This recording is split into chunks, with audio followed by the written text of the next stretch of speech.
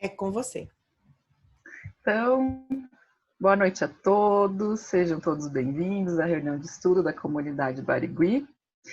Hoje eu vou ter um companheiro junto comigo apresentando, peço para o Luiz Henrique dar uma boa noite aí para o pessoal. Boa noite a todos. Boa noite. Vai ser diferente hoje um pouco. Vai ser um pouquinho diferente hoje essa dinâmica. Vamos ver se a gente consegue fazer dar certo online, né, Lu? Então, para começar, né? Vai dar certo. Para começar, então, gostaria de dar boas-vindas aos convidados, né? A Mariana e a Tânia, né? Sejam muito bem-vindas, né? Espero que vocês gostem do todo o conteúdo da nossa reunião. Preparamos com muito carinho para todos. E agora passo a palavra para o Luiz Henrique.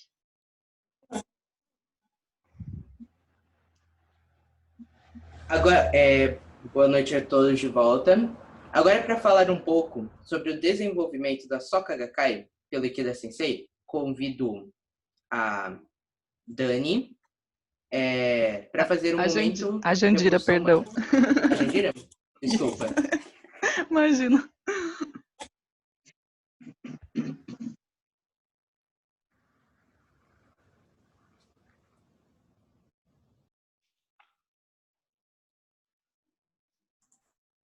Só um minutinho.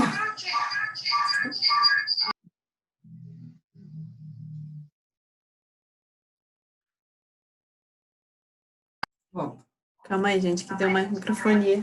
Ai, mãe.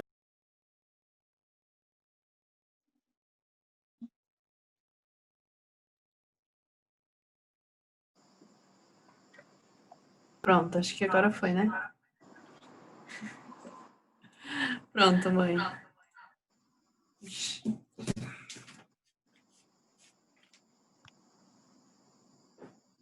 Então tá certo. Tá dando para ouvir? Vai. Certo? Tá, então, boa noite a todos. Na verdade, eu vou falar parte da Revolução Humana, que é um escrito justamente uma parte que o Sensei escreve assim da parte do Brasil, sabe como que chegou e de que forma, né, a origem da Soka Gakkai no Brasil, quando foi após a primeira visita dele no Brasil, e depois ele nomeou os presidentes. Então, foi assim, que eles estavam fazendo uma visita lá foram para os Estados Unidos, e lá estava um conflito. Só que, na verdade, assim, eles teriam que ir lá para para participar de uma cerimônia de um templo fora do Japão, quer dizer, o primeiro templo fora do Japão. E aí ele estava lá nomeando os novos dirigentes, e assim, e lá estava uma pessoa que estava sendo nomeado o responsável da regional da América do Sul, que até então não tinha. Essa pessoa se chamava Yasuhiro Saiki. Então, aí o trecho é assim, como ele convidou para ele ser o representante da América do Sul, então ele disse assim: irei sem falta ao Brasil no próximo ano. Na ocasião, também realizaremos um grande festival cultural. Ao ouvir as palavras de Shinichi, Saiki e sua esposa Setsuko levantaram-se e disseram ao mesmo tempo: muito obrigado, aguardaremos ansiosamente a sua visita. Saiki havia chegado ao Brasil em dezembro de 1962. Era a segunda vez que ia ao país como um executivo de uma empresa comercial japonesa, estabelecida em São Paulo nessa época. E, nessa época, recebeu a função de coordenador da divisão masculina dos jovens da América do Sul. Ele havia se convertido assim há pouco tempo, porém a sua esposa já praticava desde a época que era solteira. Eles haviam se casado em agosto de 1956. Logo depois da cerimônia do casamento, Setsuko teve forte crise asmática que passou a se repetir por vários dias. 2 meses depois do casamento, Saik teve que viajar para o Brasil, a trabalho, onde permaneceria por 3 anos, deixando a esposa no Japão. Com o coração partido, viajou preocupado com o estado de saúde dela. Setsuko sofria de asma desde a infância. Converteu-se ao budismo em outono de 55 em Kyoto, onde morava com seus pais. Foi a mãe de Setsuko que inicialmente abraçou a prática da fé, orando pela saúde da filha. Setsuko dedicou sinceramente às atividades, lutando ao mesmo tempo contra a doença, na data em que o distrito Osaka realizou a histórica conversão de 11.111 famílias em 1956, sob a liderança de Shinichi Yamamoto. Setsuko participou como membro da divisão feminina dos jovens.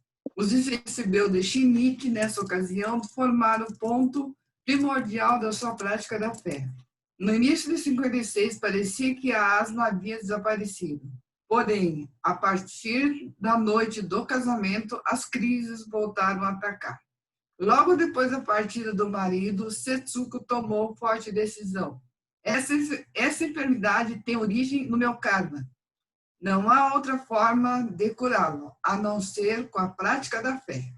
Até o retorno do meu marido, curarei a doença, para poder recebê-lo com toda disposição. Setsuko, então, empenhou-se na recitação do Daimoku e na promoção das atividades com bastante seriedade. Quando Saik voltou ao Japão, após 3 anos no Brasil, Setsuko recebeu com toda a saúde e um rosto radiante de felicidade.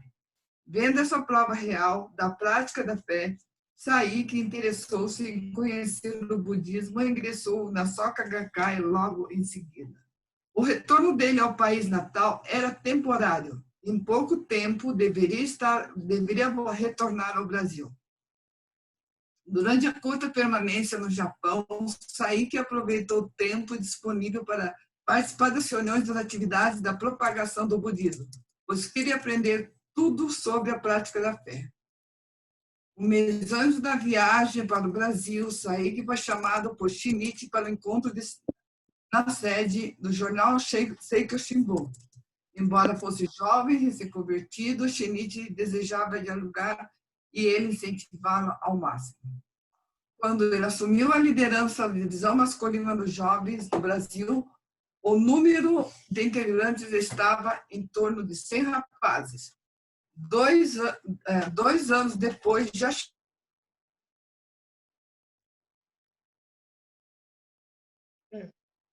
a empresa para retornar definitivamente para o Japão.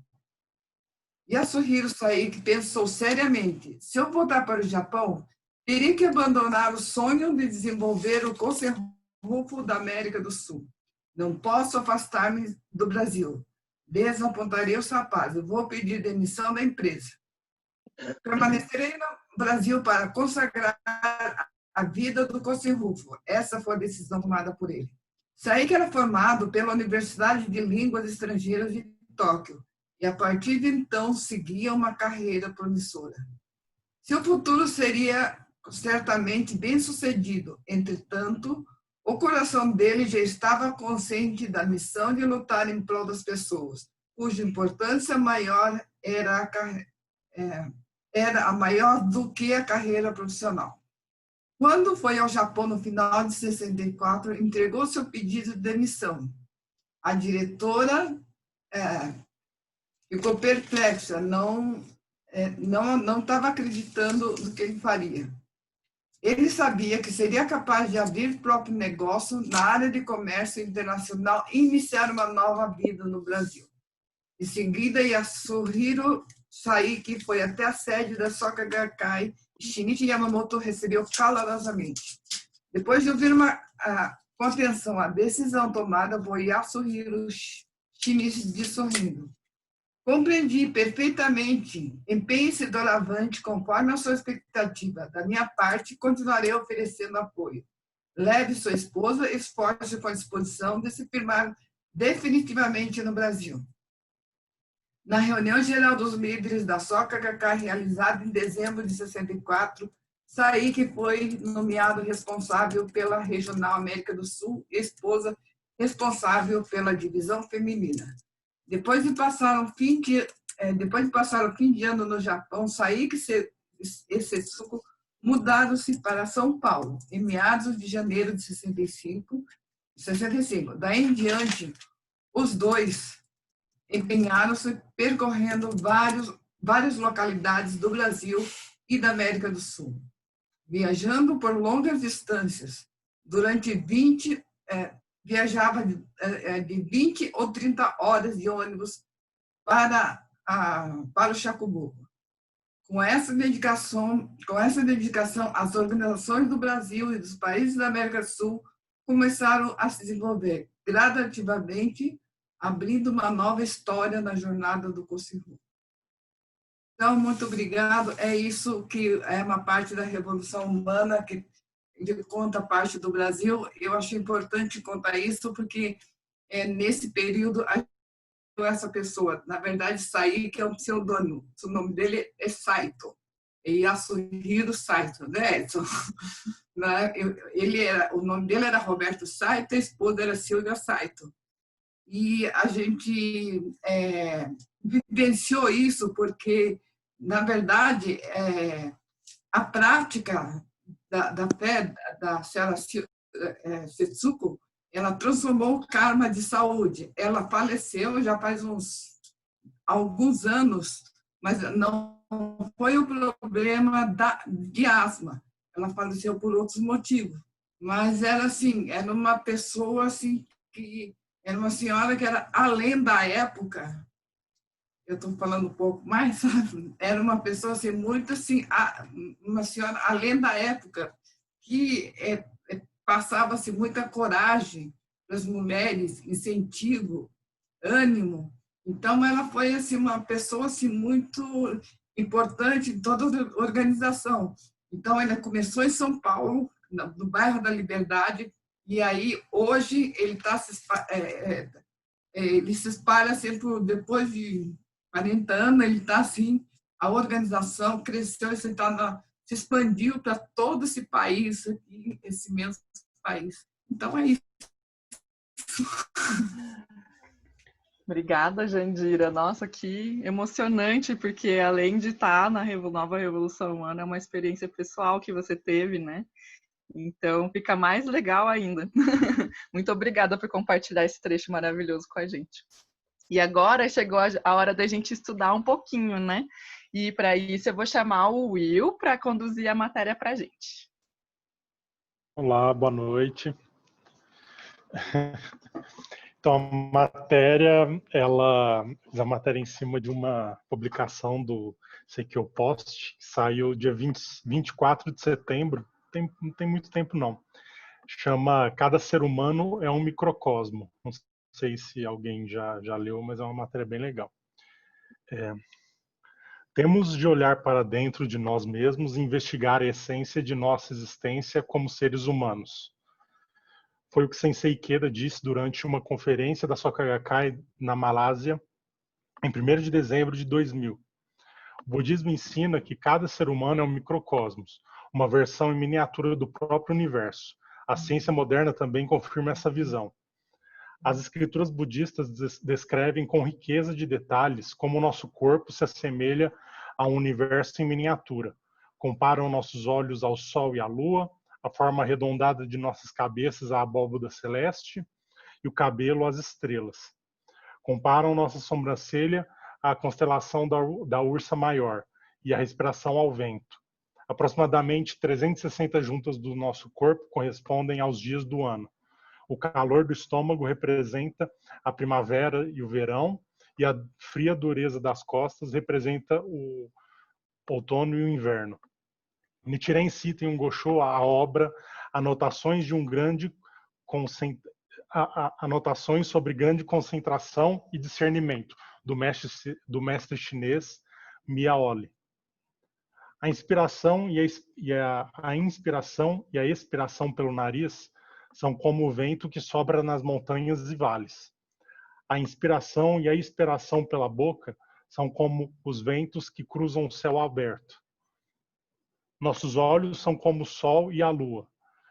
Seu abrir e fechar é como o dia e a noite. O cabelo na cabeça equipara-se às estrelas, e as sobrancelhas são como a estrela do norte. O fluxo dos rios equivale aos rios e correntes, e os ossos são como as gemas e as pedras. A pele e a carne são como a terra e o solo, e os finos pelos que cobrem o corpo são como a grama e florestas que cobrem a terra. Nosso corpo está unido em sintonia com o universo. Cada átomo de carbono que temos dentro de nós mesmos foi forjado dentro de estrelas que morreram há milhares de anos atrás. Às vezes, projetamos o significado da felicidade em coisas materiais ou até mesmo objetivos que buscamos alcançar. Mas a forma de nos conectar com o universo e com nós mesmos é olhando para dentro. Nós entramos na era da internet, porém, embora a informação seja importante, ela não é necessariamente garantirá a felicidade humana. Somente a ciência e a economia não podem trazer a felicidade às pessoas. Temos que olhar para dentro de nós mesmos e investigar a essência de nossas existências como seres humanos. É por essa razão que hoje necessitamos de filosofia e espiritualidade, especialmente do humanismo do budismo. Se acreditarmos na lei mística e recitarmos o Nam-myoho Renge-kyo, colocando nossa vida no ritmo da lei do universo, desenvolveremos um eu forte, rico e saudável que brilha com intelecto e sabedoria e transborda de felicidade por toda a eternidade. Assim como o Buda está dotado dos 10 títulos honoríficos, nós também seremos coroados com imensa boa sorte e benefício. Nós praticamos o budismo de Nichiren Daishonin para construirmos um brilhante palácio de felicidade nas profundezas da nossa vida. E é essa matéria.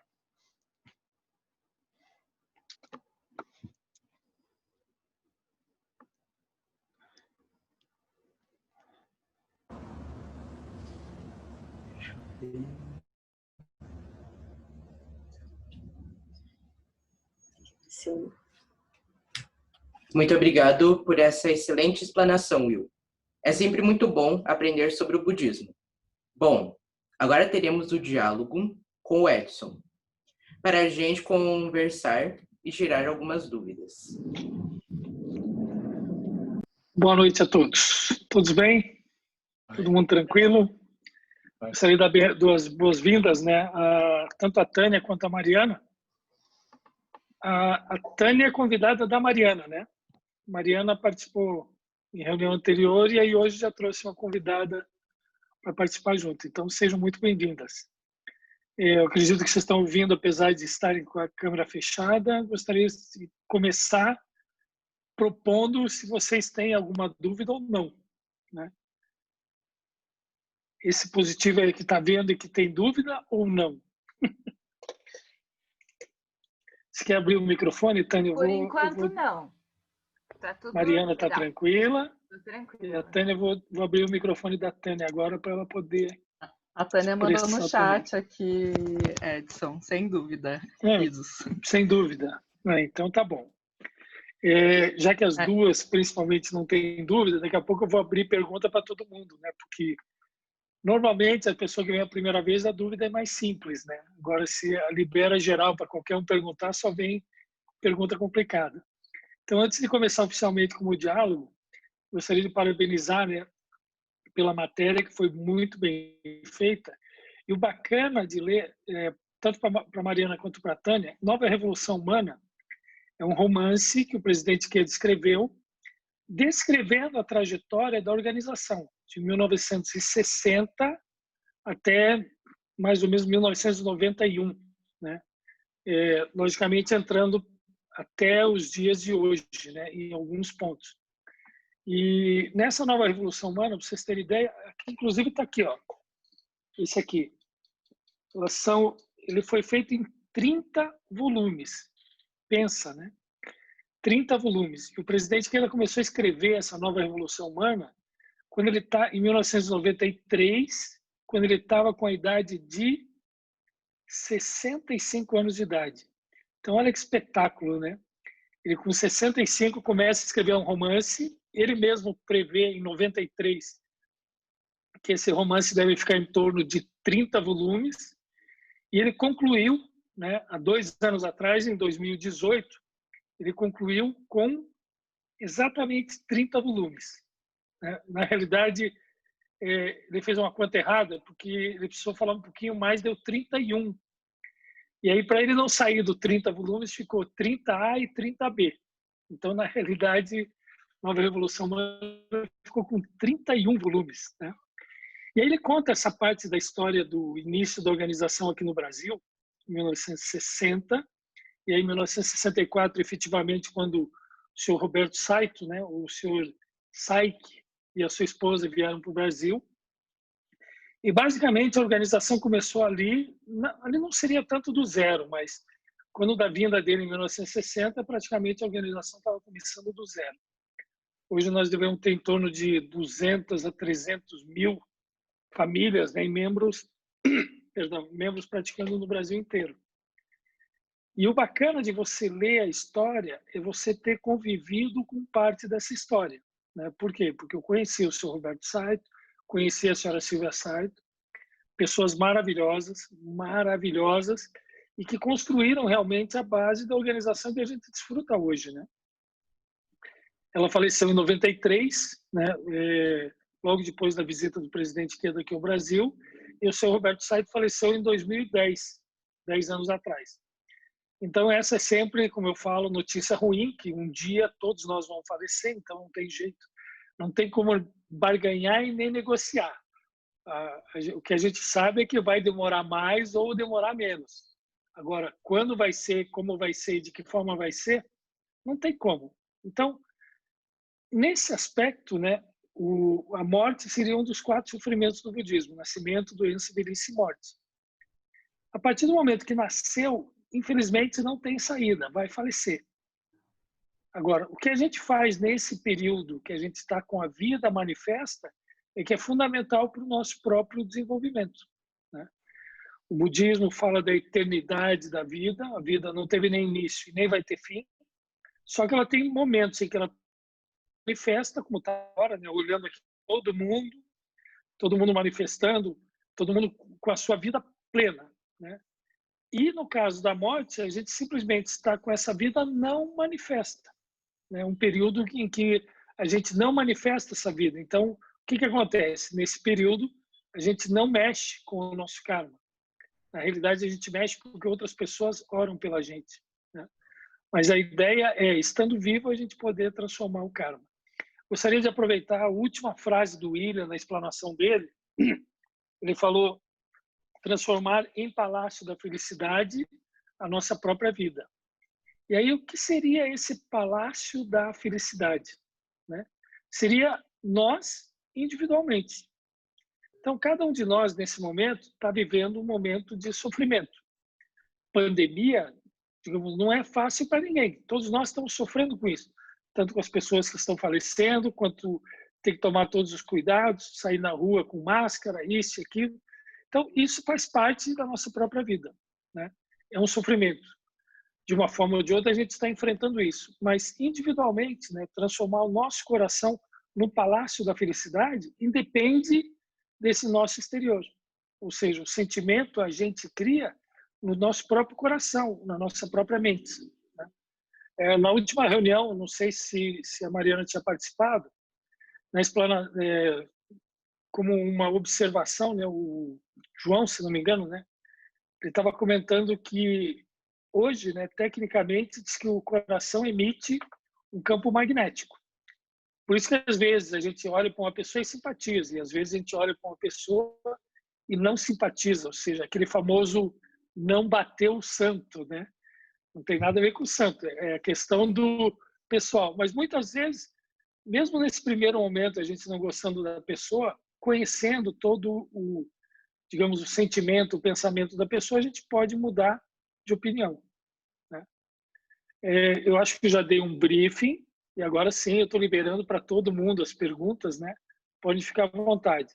E, por favor, né, não venham com pergunta muito difícil, porque sempre pergunta difícil é mais difícil de responder. Ou a gente acaba tendo que sair pesquisar. Né?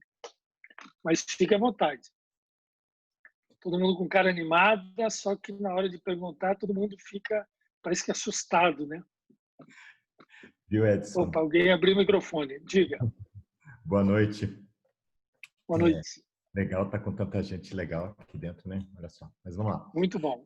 Eu estava, a hora que estava falando sobre a Revolução Humana, e daí a gente já colocou de ter vivenciado parte disso, e você também, né? O mais interessante é que quando você olha a Revolução Humana né, Sensei não se limita a mostrar a vida da nossa organização ao longo desses anos, né? Ela é entremeada com fatos históricos, fatos políticos, fatos econômicos, situações que mudaram o mundo em determinados momentos, e é mais interessante que a gente tem poucas obras que possam dizer a história do século XX, por exemplo, onde você passa, né, o romance da segunda metade dele para frente, né? Até porque os historiadores se recusam, na maioria das vezes, a escrever alguma coisa sobre a história contemporânea, que ainda é muito recente, né? O próprio Eric Hobsbawm jamais escreveria alguma coisa sobre o século XX porque eu faço parte dele, né? Mas, assim, interessante que daí a gente consegue ver, e quando a gente fala em causa e efeito, né? E tem aquela questão do microcosmo, a nossa vida como pessoa, a gente vê o quanto essas vidas dessas pessoas e desses países, né, foram se modificando, e as causas que foram feitas, a influência que teve, né, de você ver Guerra da Coreia, você vê a queda do Muro de Berlim, você vê o fim da Guerra Fria, né? Tudo isso contado de uma forma que a gente não tem em nenhum outro lugar, né? A menos que se pegasse todos os jornais da época. Até me pergunto, né? Poxa, Sensei fazia um diário rigoroso de tudo que ele escrevia, tudo que ele vivia todo dia para conseguir contar isso. Então, acho que quando a gente fala em revolução humana, né? Ele é revolução humana em todos os sentidos, até daquele conceito, né, eu penso assim, de que um dia uma pessoa, né, vai revolucionar, né, e vai tocar até que, né, eu acho que é um puro relato, assim, só queria contribuir porque é a sensação que eu tenho, e lembrei agora quando eu estava conversando aqui, né, como isso é possível, né, e a própria obra Revolução Humana torna isso possível. Sim. Se você pensar, por exemplo, se incluir Nova Revolução Humana, são 31 volumes, e antes dela, o presidente que escreveu a Revolução Humana, que são mais 12 volumes. Né? Então, na realidade, esses seriam 43 volumes, que descreve de 1943, coincidente, né? 43 até os dias atuais. Né? E aí ele mostra exatamente essa questão da organização. Quando ele se converteu, no ano de 1943, basicamente, existia uma única pessoa no mundo praticando, que era Josei Toda, e uma outra pessoa espalhada praticando. Nem a organização estava organizada nesse pós-guerra. E aí ele começa a descrever 43, em 47 é a conversão dele. Né? E ele fala que quando ele converteu em 47, existiam no mundo cerca de 500 pessoas que praticavam o budismo Nichiren Daishonin. E aí, nesse curto espaço de tempo, né, que a gente, digamos, 47 vai dar 53, 73 anos, né, ele passou de 500 pessoas praticando para cerca de 12 milhões de pessoas praticando, e ainda por cima, não só no Japão, mas em 192 países e territórios do mundo. Então, é uma expansão absurda, se a gente for analisar. Por quê? Porque a rapidez com que isso aconteceu, por mais que a gente olhe, puxa, mas levou 70 anos. Né? Só que se a gente imaginar o nosso período de vida, né? Por exemplo, eu nasci em 60, coincidentemente, dia 31 do mês que vem, eu vou fazer 60. Né? Então, você olha para trás, aliás, 60 não, 60, né? Por favor, tem que cuidar muito desse número aí. Né? E se você olhar para trás, nossa, 60 anos... Escorpiano. Escorpião. Se alguém discordar, eu acho que é o melhor signo do zodíaco. Não tenho sombra de dúvida sobre isso. Concordo plenamente. Você falou em escorpião, não tem jeito, né? Desse jeito mesmo. Sorry. E a questão fundamental, e olha que bacana, né? Se a gente falar em termos de budismo, e o presidente Queda ensina muito a gente isso, né? De olhar o microcosmo, macrocosmo, isso e aquilo, né? Por exemplo, no meu macrocosmo dos 60 anos, né? No dia do meu aniversário vai ter a lua azul. Alguém sabe o que é lua azul? Lua azul é quando tem 2 luas cheias no mesmo mês. Então, amanhã tem lua cheia e dia 31 de outubro vai ter lua cheia também. Você não estava planejando assim uma festa bem grande, né? Porque a gente só faz 60 anos uma vez na vida. E por sorte ou por azar, o Covid não deixou a gente fazer. Então, fica adiado para o ano que vem. Né? Então, o ano que vem eu vou fazer 60 de novo, né? Não vou dar andamento, né? Então, deixa esse ano guardado. Mas realmente assim, foi muito rápido, Maurício. E isso está relatado, como você falou, o que eu acho fantástico na nova Revolução Humana, além de englobar toda a história digamos, do mundo, o presidente Queda engloba as histórias pessoais de pessoas que transformaram a vida através da prática. Hoje eu tive a oportunidade de ler sobre uma senhora que, assim, ela praticava numa ilha, uma ilha muito pequena. E aí, quando ela começou a transmitir para as outras pessoas, logicamente o pessoal já, na época, assim, aquela tradição japonesa, né? Ninguém queria saber de religião nova, por quê? Porque já temos as tradicionais. E ela falou, não é questão nova, é uma questão de uma abordagem diferente do próprio budismo. E aí mostra toda a dificuldade que ela teve, ao mesmo tempo toda a perseverança que ela teve. E o legal da nova Revolução Humana é porque daí ele consegue mostrar a história do começo dela, lá em 1950 e pouco, o meio e o que gerou no final essa satisfação, ou esse palácio da felicidade em que ela se transformou. Pega a própria senhora Silva Saito, né? A senhora Silva Saito quando ela estava no Japão, vamos imaginar isso em 1960, né? Que é o ano que eu nasci. O Japão estava saindo de uma guerra, tinha apenas 15 anos, né? E o Brasil estava quase entrando na Revolução de 64. Só que o Brasil de 1960, em termos de progresso, né, era nada. Eu levei muita sorte, né, porque quando eu nasci, já tinha televisão aqui em Curitiba. Ela foi inaugurada no dia 30 de outubro, eu nasci no dia 31. Né? Então, para vocês terem ideia, por um dia eu nasci já tendo televisão, senão nem televisão não teria, eu teria nascido na era do rádio. E aí tem um diálogo dela com o presidente Queda, e o presidente Queda fala assim, puxa, mas você vai para o Brasil? Ela falou, vou. Mas você tem certeza? Ela falou assim, plena certeza. É um local onde eu posso dar seguimento e propagar o budismo Nichiren Daishonin. Então, ela já saiu do Japão com esse desejo de realizar o cursinho Rufo do Brasil. E eu diria assim, foi uma pessoa que abriu caminhos. Uma das histórias mais legais dela foi um dia que ela saiu para fazer uma visita e incentivar uma pessoa. E aí ela estava grávida da terceira filha, estava com os 2 filhos pequenos, um em cada mão. Né? E aí, nesse incentivo que ela estava fazendo para a pessoa, ela acabou perdendo o último trem. E aí ela caminhou por 18 quilômetros, né, grávida e carregando os 2 filhos pela mão. Né? Por quê? Porque o último trem foi embora, ela veio caminhando pela linha até chegar na casa dela. Então, são histórias que ela criou, são histórias que ela viveu. E o bacana dela era o famoso número 28, não sei se conhece essa história. Né? Para ela, tudo era 28. Ela veio para o Brasil com 28 anos, ela faleceu 28 anos depois. Quando ela faleceu, a filha dela estava com 28 anos, ela faleceu no dia 28 de abril. Né?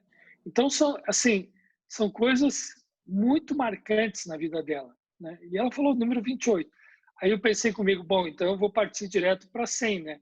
Quero morrer com 100 anos, né? Não quero saber nada.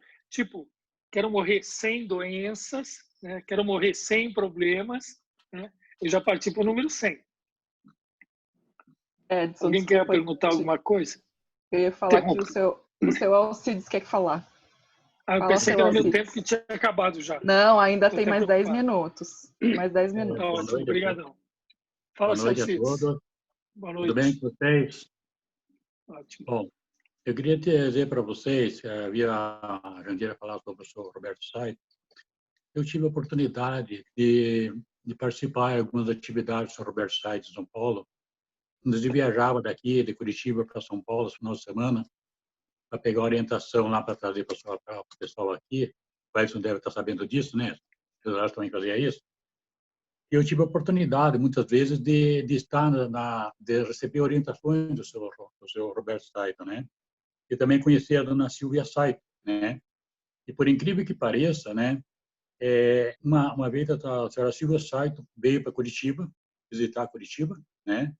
Visitou os membros daqui, os membros das senhoras.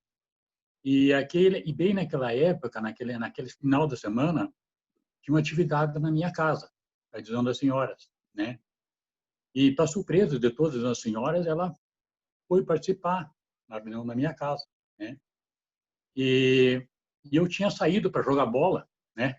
Com a Adesão da Senhora. Quando eu cheguei na minha casa, de calção meio, vi que a minha casa estava cheia da Adesão da Senhora. E eu não pude entrar, sabe?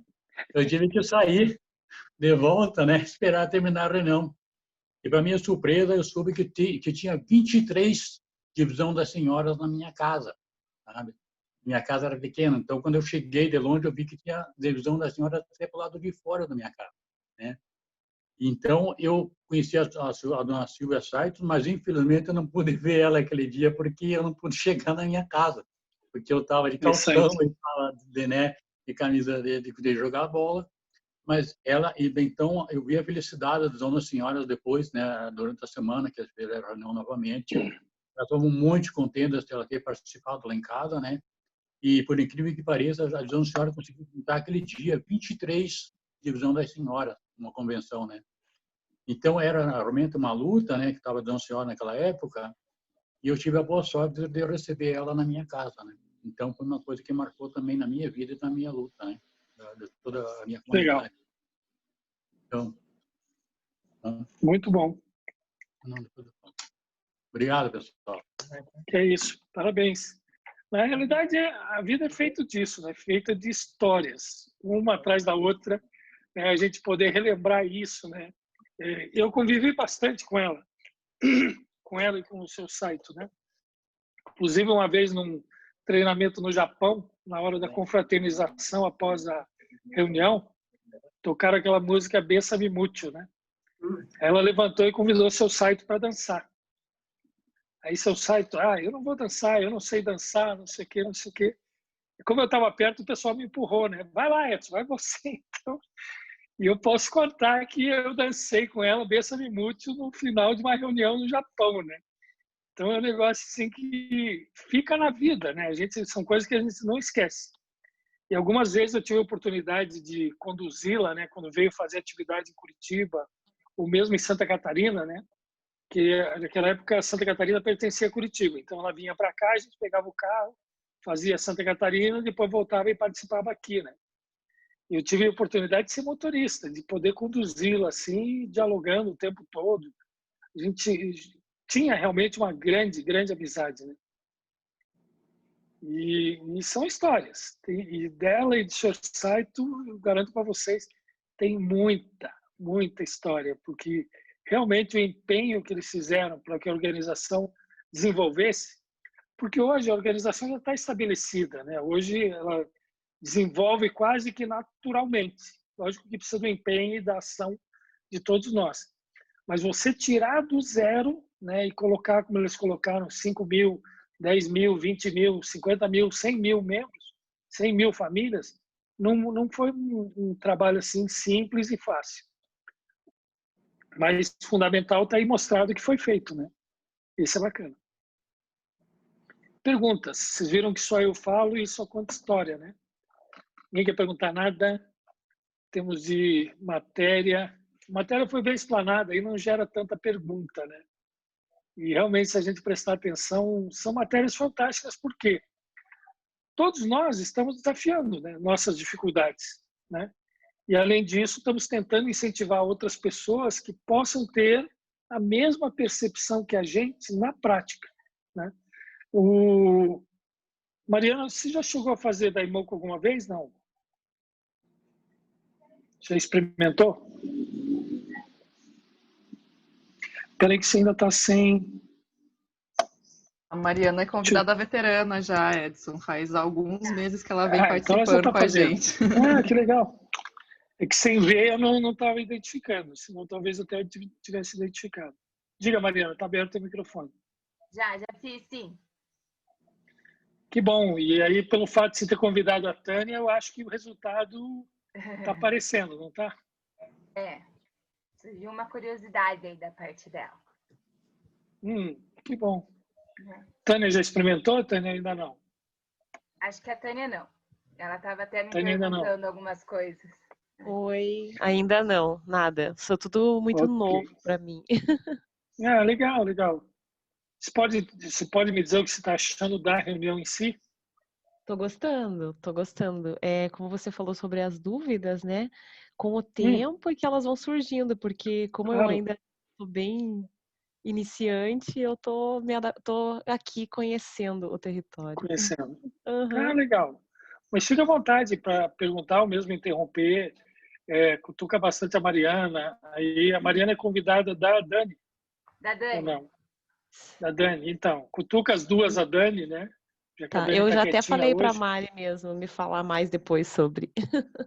Sim, que precisar, a gente também está à disposição.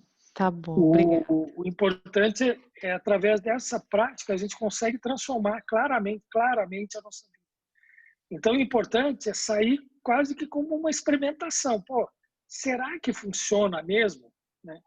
Eu diria para você assim, tem 15 milhões de pessoas no mundo garantindo que funciona. Então, é uma coisa experimentável, né? E aí é uma questão muito pessoal, né? O fato da gente praticar e observar o resultado na nossa própria vida é que é fundamental. Às vezes a gente não percebe, e quem vai alertar a gente são as pessoas do nosso entorno. Tem alguma coisa diferente, o que está acontecendo, o que houve, isso e aquilo. Por quê? Porque a força do Nam-myoho Renge-kyo para transformar a vida, ela é muito perceptível, né? A gente fazendo, a gente percebe. Tanto que o meu início de prática foi exatamente esse. Faça e veja por você. Quanto tempo? Faz 30 dias. Quanto tempo dá Daimoku? Meia hora. Falei, pô, não é muito? Não, meia hora, 30 dias. Digamos, num mês vai dar 15 horas. Não é algo exorbitante. E aí eu experimentei por esses 30 dias e esse ano fecha 42 anos de experimentação. E continuo experimentando porque tá bom, tá bom. Karima, quer ir para frente já que o pessoal não... Desculpa. Oi, diga. Pode falar. Eu falei para Dani que eu faço uma parte de uma outra divisão da Ryukai já. Inclusive, eu falei para Dani que eu fiquei muito feliz que eu reencontrei a minha divisão por causa da pandemia, porque eles tinham ido para São Paulo e consegui fazer a reunião virtual assim com eles. Eles são meio diferentes de vocês, mas igual, sabe como? Mas... esse é famoso, né? Igual, mas diferente. Isso, Mas a questão é assim... Eles têm a dinâmica diferente de vocês, mas é a mesma coisa. Tá. Qual que é o nome que você falou que conhece? Da Ryukai. Ryukai. Então, por exemplo, em termos de budismo, existe no mundo, acho que cerca de 3.000 budismos diferentes. Porque cada um, por exemplo, baseia na orientação ou nos princípios apresentados por um mestre. Né? O budismo que a gente pratica, que chama budismo Nichiren, baseia num monge budista do século XIII, chamado Nichiren Daishonin. Então, o que ele fez? Ele mostrou claramente, né, e isso de uma forma muito forte, ele mostrou que o Sutra do Lótus é o que sintetiza o budismo. Né? Então, se você pegar, por exemplo, alguns budismos de Tailândia, Vietnã, países asiáticos que tiveram ali contato com o budismo, muitos deles baseiam em alguns sutras que foram descartados pelo próprio Buda, né? E aí Nichiren Daishonin fez a elucidação do Nam-myoho Renge Kyo. Por que eu digo a elucidação? Porque ele sempre existiu, mas ninguém tinha verbalizado da forma como ele verbalizou ou escrito, né, da forma como ele escreveu, no formato de um pergaminho. E esse, digamos assim, é o grande diferencial. Por quê? Porque o Buda, Nichiren Daishonin, ele estudou muito para chegar a essa conclusão. E tudo que está retratado nesse Sutra do Lótus, ele, como pessoa que estava propagando, sentiu na própria vida. Tanto que chega um momento que ele fala assim: todo e qualquer sofrimento de todos os seres humanos é meu também. Né? Por quê? Porque a intenção dele única era fazer com que cada pessoa atingisse a sua plena felicidade. Então, a prática do budismo, e aí entra assim, né? As 3 provas: teórica, real, teórica, me ajude, por favor, prova teórica, prova literal e prova real. Se você pegar em termos de prática, né, em termos de religião, todas elas têm uma prova literal e uma prova documental. Não, literal, hoje tá meio falhando aqui, mas as 3 provas. A prova mais importante é a prova real, aquela que você experimenta e sente na vida, né? Ou seja, você sente tua vida transformar através da própria prática. Por isso que eu perguntei essa questão se está fazendo, porque se estiver fazendo, os efeitos vão surgir na vida, né? Eu faço. E é uma questão própria de experimentar. Eu faço já há alguns anos. Tá bom. Então, experimenta também, faz o Nam-myoho Renge Kyo e veja a ação na tua própria vida. Beleza. Obrigada, Edson. Se ninguém mais tiver nenhuma colocação, vamos encerrar o diálogo por aqui. Pode ser? Pode.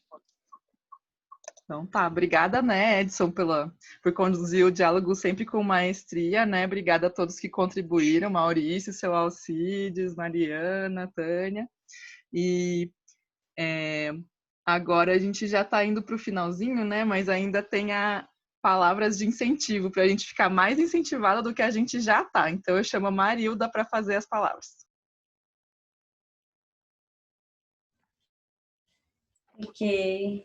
Boa noite a todos. Né?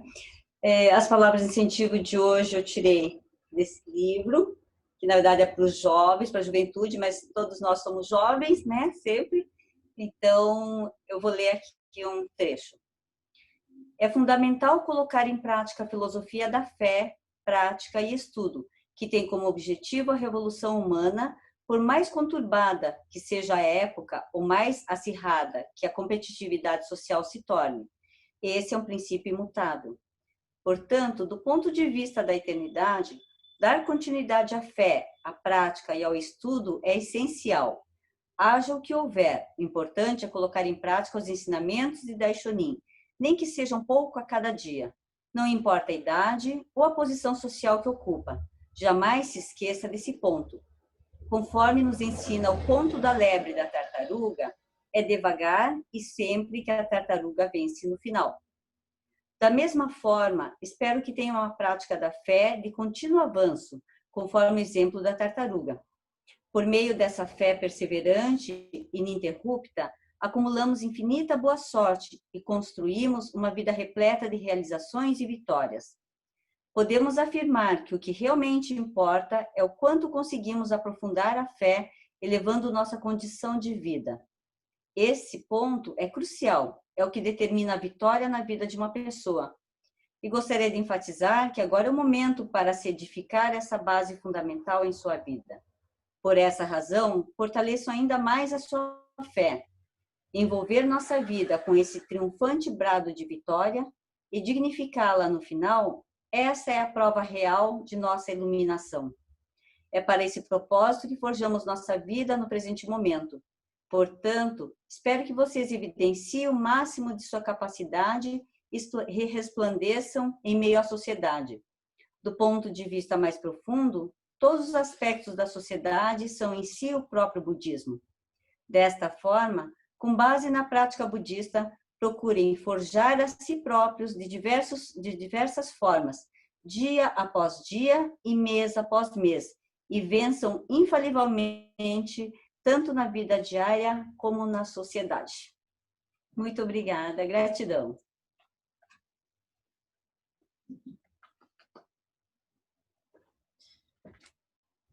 Obrigado pelas palavras, mãe. Pessoal, infelizmente, nossa reunião está chegando ao fim. Mas antes, a Karen tem uns recadinhos para a gente, para passar.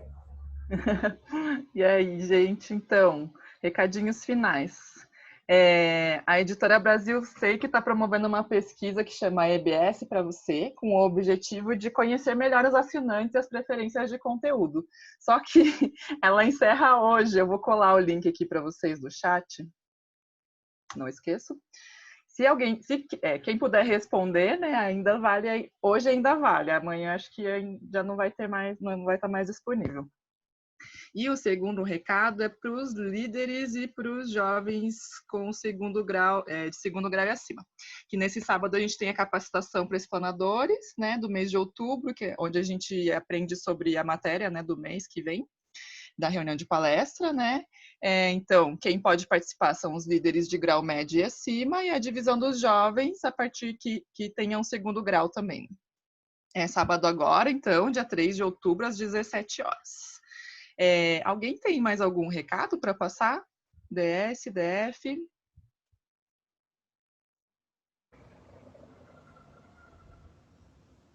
Não? Então, ok. Lu, é com você. Okay. Agora, realmente, a reunião está chegando ao fim. Gostaria de agradecer a presença de todos, que voltem para os seus quartos, para a sala, para o sofá, para a cozinha com cuidado. E a gente se vê semana que vem. Obrigada, Lu. Não vamos esquecer da nossa fotinho, né? Como a Dani está ocupadinha hoje, eu vou fazer a função dela também. Tudo bem? Quem puder abrir a câmera, por favor, para a gente ter uma foto bem bonitona. Deixa eu ver. Ok. Ó, Marcelo, fazia tempo que não aparecia, que legal. Beleza, então, pessoal, vamos fazer a fotinho. Convidado pelo Maurício. Que legal. Lô, você desligou a sua câmera.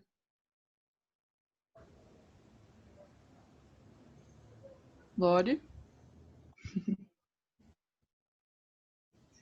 Bom, vou fazer assim, depois a gente inclui ela. Tá bom? Prontos? 1, 2, 3 e... Sensei! Aí, deixa eu só ver se todo mundo ficou com os olhinhos abertos. Ok, pessoal. É isso aí. Muito obrigada, né, pela presença de todos, pelo esforço, né? Eu e o Luiz Henrique nos dedicamos bastante para poder fazer essa apresentação diferente. Espero que vocês tenham gostado, né? E até semana que vem. Ah, a Lô apareceu. A Lore apareceu. Lore, peraí. Vou fazer mais uma foto que você estava sem a câmera. Só um pouquinho. Pessoal, quem puder abrir de novo, por favor, desculpa. Aí, muito bem. Prontos? 1, 2, 3 e... Sensei! Aê, obrigada, gente. Obrigado. Boa noite. Obrigado. Obrigado, hein? Boa noite. Boa noite, obrigada. Boa noite. Tchau, Tatiana. Tchau, Jacires. Tchau.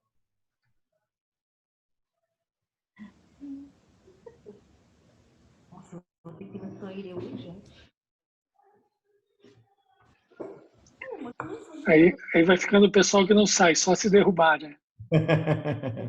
Obrigado, gente. Valeu, abração. Tchau. Tentar sair aqui.